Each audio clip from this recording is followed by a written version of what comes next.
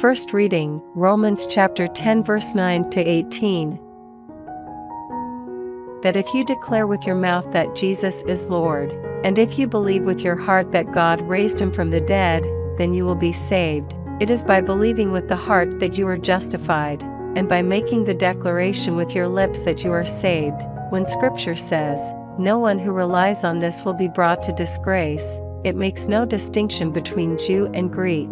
The same Lord is the Lord of all, and his generosity is offered to all who appeal to him.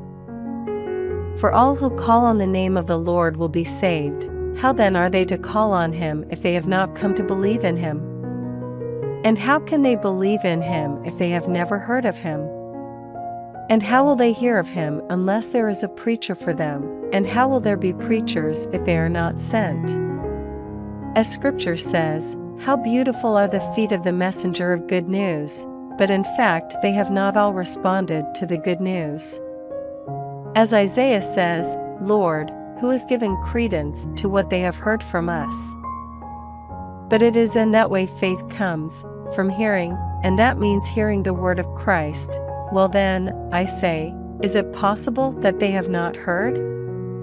Indeed they have. In the entire earth their voice stands out, their message reaches the whole world. Responsorial Psalm, Psalms chapter 19 verse 2 to 3, 4 to 5. Day discourses of it today, night to night hands on the knowledge, no utterance at all, no speech, not a sound to be heard, but from the entire earth the design stands out, this message reaches the whole world. High above, he pitched a tent for the sun, who comes forth from his pavilion like a bridegroom, delights like a champion in the course to be run. Gospel, Matthew chapter 4 verse 18 to 22. As he was walking by the lake of Galilee he saw two brothers, Simon, who was called Peter, and his brother Andrew. They were making a cast into the lake with their net, for they were fishermen, and he said to them, "Come after me and I will make you fishers of people." And at once they left their nets and followed him.